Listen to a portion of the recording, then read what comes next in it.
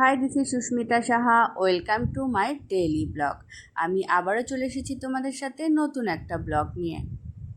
হঠাৎ করেই জ্যোতি আমাকে বলল, চলো তোমাকে এক জায়গায় ঘুরতে নিয়ে যায়, সেখানে অনেক ময়ূর আছে, খোলা মাঠে একসঙ্গে অনেক ময়ূর দেখতে পারবে। শুনেই আনন্দ হচ্ছিল, খোলা মাঠেও ময়ূর দেখা যায়। আনন্দে তাড়াতাড়ি করে রেডি হয়ে দুজনে বেরিয়ে পড়লাম ময়ূর দেখার উদ্দেশ্যে। বাইরে প্রচণ্ড রোদ, তোমরা তো জানোই কি গরম পড়েছে। তো অপেক্ষা করতে করতে ভাবলাম রোদ্দুরটা পড়লেই বেরোবো, তাই বিকেলের দিকে বেরিয়েছিলাম, কিন্তু রাস্তায় তবুও রোদ ছিল। আর দেখো, রোদে রাস্তার সাইডটা কি সুন্দর লাগছে আকাশটা দেখতে। কামাখ্যাগুড়ি থেকে কিছুটা দূরে একটু ভেতরের দিকে চাপানি ফরেস্ট, ভেতরে অনেক বসতিও আছে। আর খোলা ফরেস্ট, কোনো বাধা ধরা নিয়ম নেই এখানে। এখানে নাকি প্রচুর ময়ূর একসাথে দেখা যায়, এমনকি হাতিও আছে, হরিণও আছে। কিন্তু সেদিন একটু রোদ বেশি ছিল, মেঘলা কম ছিল বলে পশু পাখি একটু কমই বেরিয়েছিল। ময়ূর, সামনে ময়ূর।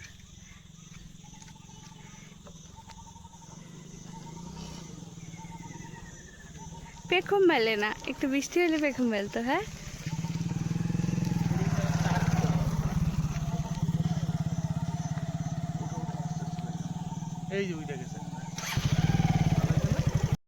আস্তে আস্তে রাস্তায় একটা ময়ূর দেখলাম, কিন্তু একটু আওয়াজ হলো বলে ময়ূরটা উড়ে চলে গেল। কয়েকজন বলল ওই সাইডটায় যাও, ওই সাইডটা ফাঁকা আছে, ওখানে অনেক ময়ূর দেখতে পারবে। তাই 7 সমুদ্র 13 নদী পার করে আমরা চলে এলাম ময়ূর দেখতে। কিন্তু এখানে এসে 3টে ময়ূর একসাথে দেখলাম, কিন্তু কিছুক্ষণ থাকার পরে আমাদের আওয়াজ পাওয়াতে ময়ূরগুলো উড়ে চলে গেল। আর সেদিন বৃষ্টি ছিল না বলে ময়ূরগুলো একদমই পাখা মেলেনি।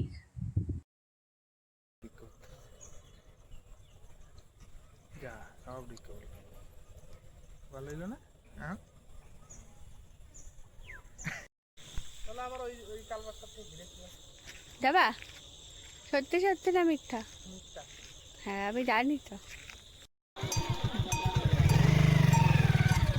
সেদিন ময়ূর দেখতে না পারলেও অনেক গরু দেখেছিলাম। রাখাল যেভাবে এক পাল গরু নিয়ে গরু চড়াতে যায়, সেরকম প্রচুর গরু একসাথে দেখেছিলাম। আর ফরেস্টের পাশে যে মাঠ ছিল, ওই মাঠে প্রচুর গরু বাঁধা ছিল। আর আমরা যেহেতু একদম শেষ বেলায় গিয়েছিলাম, সব গ্রামের যে মানুষগুলো সবাই গরু নিয়ে যাচ্ছিল, আর প্রচুর গরু একসাথে দেখেছি, এক পাল গরু। আর এই গরুগুলোর জন্যই ময়ূররা বের হচ্ছিল না ফরেস্ট থেকে। ওখানকার যারা বসতি ছিল ওরা বলছিল যে গরুগুলো যখন চলে যাবে, একটু সন্ধ্যা সন্ধ্যা হবে, তখন প্রচুর ময়ূর এখানে থাকে।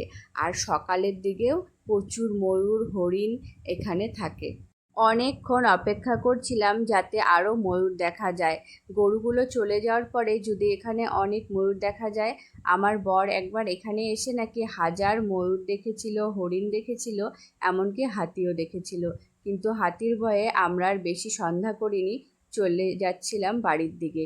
তো রাস্তায় এই কাকুর একটা দোকান ছিল, ওই ফরেস্টের একটু আগে। তো ওখানে আমরা একটু চপ খাচ্ছিলাম। তো আগে আমরা নিয়েছিলাম চপ আর পকোড়া, তারপরে আমরা নিয়েছিলাম ব্রেড পকোড়া, ভীষণই টেস্টি ছিল। গ্রামের এরকম ছোটোখাটো দোকানের খাবার কিন্তু ভীষণ টেস্টি হয়। এখানকার পরিবেশ কিন্তু বেশ সুন্দর ছিল দেখতে, চারিপাশটা সবুজে ভরা বলে এত সুন্দর লাগছিল কি আর বলবো। তার মধ্যে বিকেলবেলার আকাশ আরোই যেন দেখতে সুন্দর লাগছিল। তো যাই হোক, ময়ূর তো আজকে আর সেরকম দেখা হলো না, কিন্তু আবার আসবো ময়ূর দেখতে, আর তোমাদেরকেও দেখাবো ময়ূর। ভিডিওটা ভালো লাগলে একটা লাইক করে দিও। দেখা হচ্ছে পরের কোনো ভিডিওতে। টাটা।